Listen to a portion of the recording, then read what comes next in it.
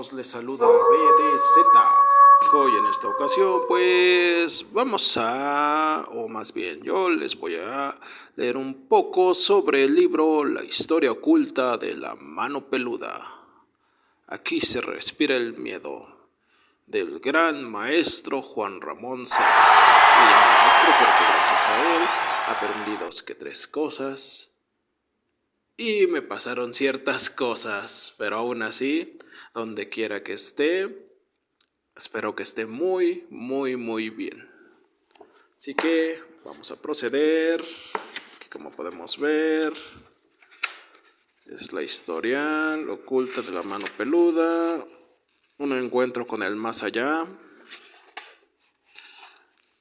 las historias ocultas, los escépticos. Advertencia, como siempre. Y ya nos vamos con las historias, que de hecho me parece que el índice debe de estar en la parte de atrás. Y aquí está, como pueden ver. Dice un encuentro con el más allá, una historia ocultas, el síndrome del espantado, los escépticos, advertencia. Y empezamos con la endemoniada. Es número 15. Las historias ocultas, como podemos ver, pues son pequeñas. Bueno, después leeremos eso. Vámonos a lo principal, que vendría siendo la historia de la endemoniada. Así que comencemos. Veamos. Ay, tiene un pequeño doblez. Bueno, está bien, está bien. Es bastante larguito, pero pues vamos a echárnosla. La endemoniada. Una tarde de diciembre recibí en mi oficina una llamada desesperada de doña Lupe, quien aseguró que desde hace varios meses su hija Rita acostumbraba a jugar con la ouija, y el comportamiento de la muchacha había cambiado paulativamente, llegando al extremo de golpear a su madre y amenazar a sus hermanas y a su padre con un cuchillo. Le practicaron varios estudios clínicos, físicos y mentales que revelaron que su hija estaba clínicamente sana, por lo que optaron por pedir opinión de una vecina que practicaba el espiritismo. Al ver a Rita, la vecina se espantó y dijo a su madre que la joven estaba endemoniada y tendría que exorcizarla. Agregó que ella no podía ayudarla y no volvió. Doña Rita y su marido, angustiados y confundidos, se echaron en busca de un curandero que les había recomendado y lo llevaron ante su hija, que en ocasiones se ponía tan mal que tenían que amarrarla a la cama. Al llegar al cuarto de la joven, el curandero encendió un anafre y comenzó a practicar una limpia a la muchacha, para la cual pidió a la familia que los dejaran solos. Pasaron unos 10 minutos y se escuchó unas horribles carcajadas. Era una voz gruesa y cavernosa, como de bestia, que jamás se había escuchado en esa casa.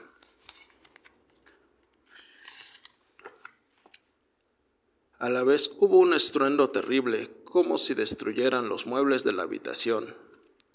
Llenos de angustia y pánico, los padres de Rita se dirigieron a la habitación y al abrirla encontraron a su hija saltando en la cama y carcajeándose burlonamente con la espeluznante voz. En las manos teñidas de sangre, sostenía mechones de cabello y no cesaba de proferir toscos insultos contra el curandero. Ahí tienen a su gallo, tráiganme otro, porque ven, no sirvió para nada, ja, ja, ja, ja. El curandero se hallaba inmóvil en el piso, quemándose porque el anafre encendido estaba debajo de él. Su cabeza casi no tenía cabello, pues Rita se lo había arrancado a tirones. Como pudo, la pareja lo sacó de la recámara, arrastrando el cuerpo del hombre, y luego cerraron con llave. Asustada, la madre de Rita fue con alcohol para reanimar al curandero, que parecía muerto. Minutos más tarde reaccionó y profirió terroríficos gritos. El diablo, decía, es el diablo. Sangrando de la cabeza y muy golpeado, no hizo caso de las preguntas que le hacían y salió enloquecido olvidando incluso sus pertenencias para nunca volver. Doña Lupe y su familia se vieron como al principio sin saber qué hacer o a quién acudir, viendo en la impotencia y el terror por lo que le ocurrió a su hija Rita. Confieso que abrigué dudas en cuanto a lo que doña Lupe me relató, pero no pude negarme que estaba muy impresionado, sobre todo por la forma desesperada en que decía las cosas, con momentos en que su voz era interrumpida por angustia y el llanto. Esto me generó en mí un enorme deseo de que se trataba de una enfermedad, no de la presencia del maligno. Es muy difícil que sucedan casos de posesiones. Según las estadísticas de los expertos exorcistas, de cada 200 personas reportadas como poseídas, solamente un caso es auténtico. Y es que ciertas alteraciones mentales como la personalidad múltiple o un síntoma esquizoide pueden confundirse fácilmente con un caso de posesión. Los verdaderos exorcistas atienden siempre las posibilidades de una posesión, pero hay signos específicos que presentan quienes tienen este tipo de problemas, entre los cuales destacan que hablen una lengua o dialecto nunca antes aprendido por el poseído, que sus vientres o las gargantas presentes inflamación interporal o permanente, que presenten repudio total contra imágenes divinas, agua bendita, oraciones o rezos, y los manifiestos en forma agresiva y violenta, que duerman y coma poco, que le moleste la luz, que sean desagradables su aliento y su humor corpóreo, que en ocasiones en el sitio donde se encuentran las personas registran notable baja de temperatura, que después de cada crisis el presunto poseído no recuerda nada y que presenta pérdida de energía y cansancio. Sorprendentemente, Rita presentaba todos estos signos, según la señora, y al verla tan confundida, le dije que era urgente que la joven tuviera supervisión médica constante y también que era necesario que un exorcista experimentado investigara el caso para determinar si se trataba de una posesión. Añadí que si algo podía hacer por ella o por su hija, lo haría con mucho gusto. Mire, Juan Ramón, repuso, un amigo del trabajo de mi marido le dijo que fuéramos a un templo ubicado en el estado vecino y que allí hay unos sacerdotes autorizados para practicar este tipo de rituales. Sé que tal vez usted no me cree, pero quiero que se cerciore de que digo la verdad. Y se le habló de nuestro sufrimiento, es para que en su programa aconseja a los jóvenes que no se metan en estas cosas, porque se pagan muy caro. Y no solo pagan ellos, sino que para la familia esto resulta un verdadero infierno. Y de nuevo doña Lupe se desató en llanto. Juró que se me formó un nudo en la garganta.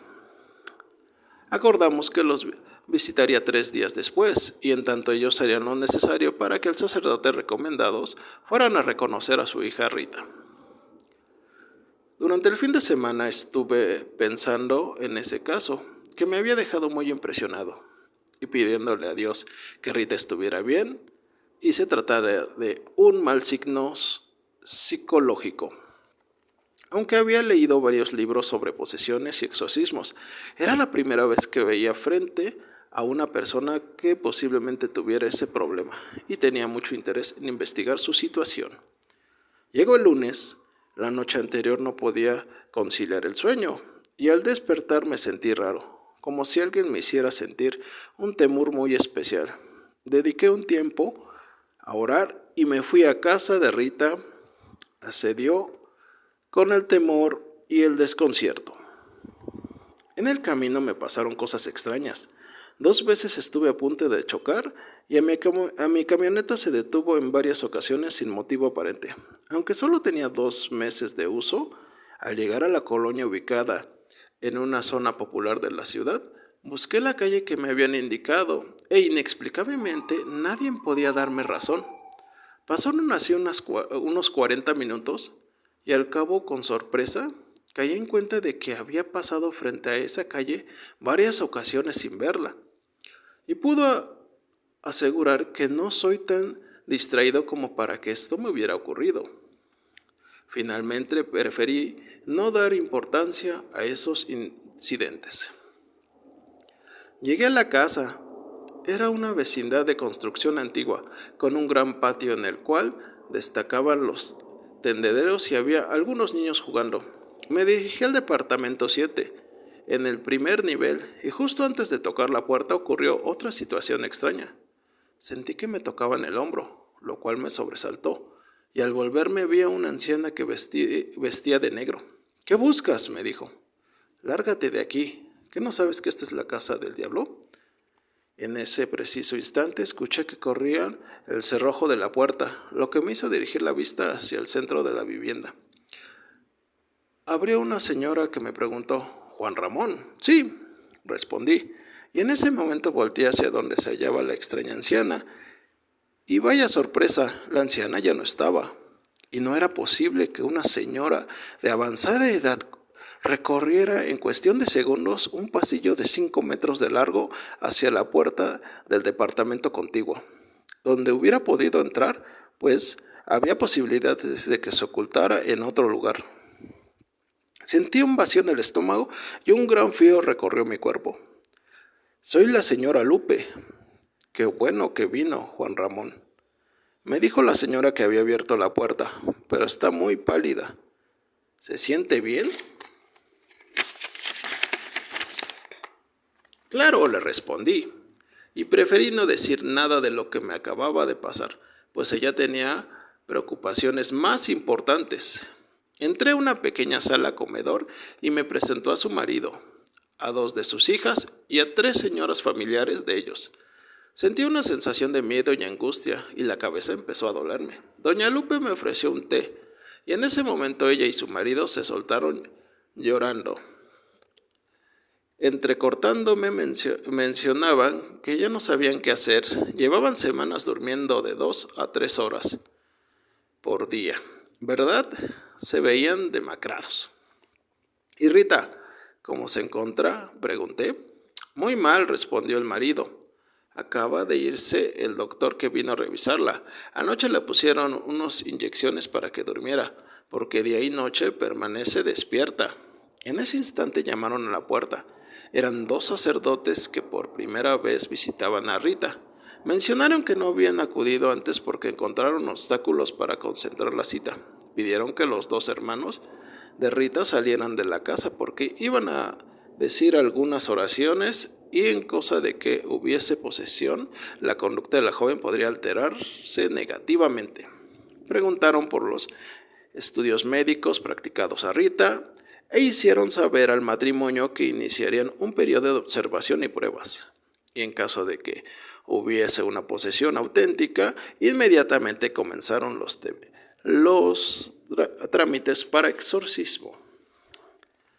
Los sacerdotes nos pidieron a los presentes que orecemos juntos por la pronta recuperación de la joven, que al hacerlo sacaron de una pequeña maleta etolas, agua bendita y 2 ejemplares de la Biblia. Uno de ellos se acercó y me dijo: «Yo no sé quién está ahí adentro, pero dedícate a orar. No permitas que lo que diga o haga te distraiga. Y de preferencia, no le mires a los ojos». Nos explicaron que las posesiones rara vez se dan y son originadas por la presencia de seres infernales que se arraigan en el cuerpo de las personas gracias a alguna acción que les permite la entrada. Dijeron que esto era muy serio y que debíamos guardar el mayor respeto y concentrarnos en nuestra fe en Dios, a fin de que el Señor liberara de todo mal a la joven, a su familia y a los presentes. Una vez que estuvimos listos, el padre Rita abrió la puerta de la recámara y entramos. En la habitación reinaba un completo desorden. Olía un poco a humedad y otro poco a putrefacción. El ambiente era pesado y en la cama dormía una joven de unos 20 años. Uno de los sacerdotes indicó a los dueños de la casa que la despertaran para platicar con ella. Rita despertó y mostró extrañada de que estuviéramos en su habitación. ¿Quiénes son estas personas?, preguntó. ¿Por qué están aquí? Vienen a visitarte porque te van a curar, hijita, le dijo su madre, y siguió platicando con ella en voz baja mientras los sacerdotes se disponían a rezar el Santo Rosario. Rita daba la impresión de ser una persona normal. Su mirada era imprecisa y sus movimientos eran torpes, quizá porque acababa de despertar. Uno de los sacerdotes se acercó a ella. ¿Cómo te sientes? Bien, repuso Rita. Mire, hija, yo soy el padre Germán y él es el padre Anselmo. Sabemos que estás enfermita y vamos a pedirte mucho a Dios que te cures pronto y vayas nuevamente a la escuela y hagas todo lo que te gusta, pero necesitamos que pongas mucho de tu parte. ¿Nos vas a ayudar? Sí, padre, tengo sed. La madre Rita fue por el agua, mientras el papá acompañaba unas almohadas para que la joven se recostara. Todo parecía normal, y yo hubiese podido asegurar que tenía frente a mí a una persona que quizás padecía una alteración nerviosa que la obligaba a reaccionar en forma extraña. Pronto me di cuenta de que no era así. Rita se puso cómoda. Estaba tranquila. De pronto bajó la cabeza y la mantuvo así unos minutos. Cuando levantó el rostro, sus facciones habían cambiado, y el cambio se notaba sobre todo en la mirada. Tenía la cara alguna inclinada hacia abajo y dirigía la mirada hacia nosotros, con una penetrante forma de mirar a cada uno de los presentes. En ese instante, los demás estaban distraídos, esperando a la mamá de Rita, que había ido por agua. Creo que fui el único que se percató del cambio de la joven. Me volví hacia el padre Germán. Llamé su atención y con la mirada le indiqué que viera a la joven. De inmediato, el sacerdote dijo: «Prepárense, vamos a empezar». Y rápidamente él y el padre Anselmo se colocaron los estalones y fueron a un rincón donde hablaron de algo que no escuchamos. No sé si eran mis nervios, pero la habitación comenzó a ponerse fría mientras Rita callaba y misteriosamente continuaba observándonos.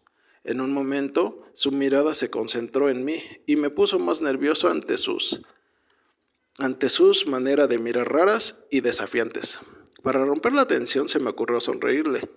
Qué impresión tan grande cuando, con voz cavernosa y grave, me dijo: «¿De qué te ríes, Pen?».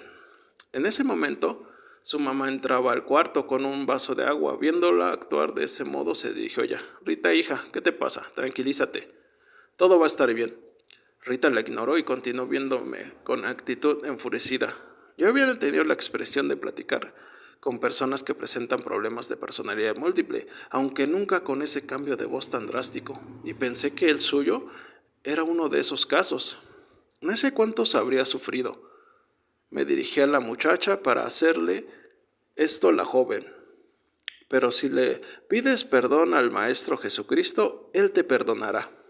No se lo hubiera dicho.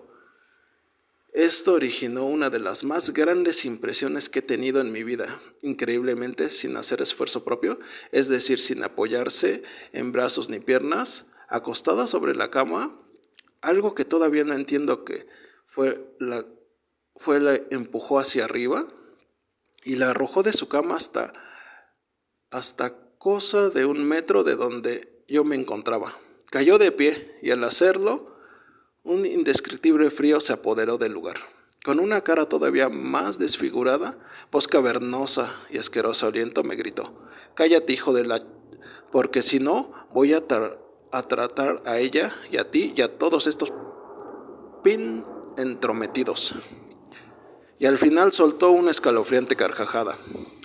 Uno de sus familiares se abalanzó sobre ella y la tiró al suelo, al mismo tiempo que la extendió uno de los brazos y se arrodillaba sobre él. Ante el asombro de todos, Rita, o quien estuviera dentro de ella, con un brazo que tenía pegado al suelo y sobre el brazo un hombre que fácilmente pesaría unos 90 kilos, lo levantó y lo estrelló contra la pared que estaba a 2 metros de distancia.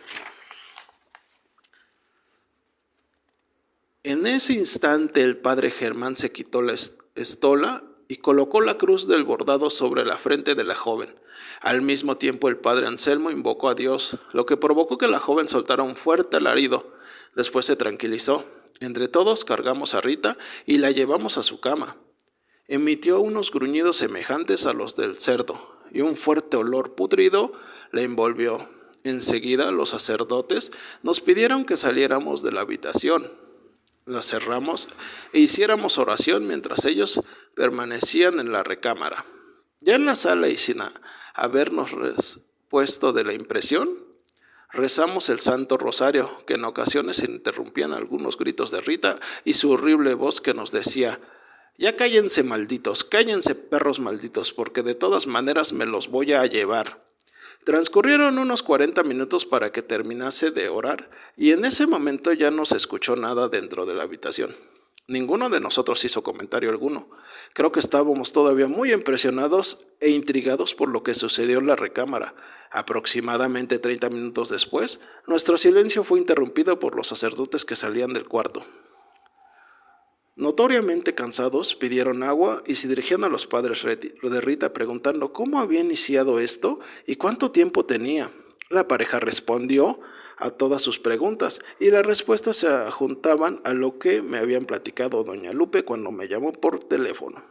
Los religiosos, después de escuchar lo referente a Rita, concluyeron que notificaron a sus superiores y se señalaron que efectivamente se trataba de una posesión, por lo que harían todo lo conducente para llevar a cabo el exorcismo lo más pronto posible.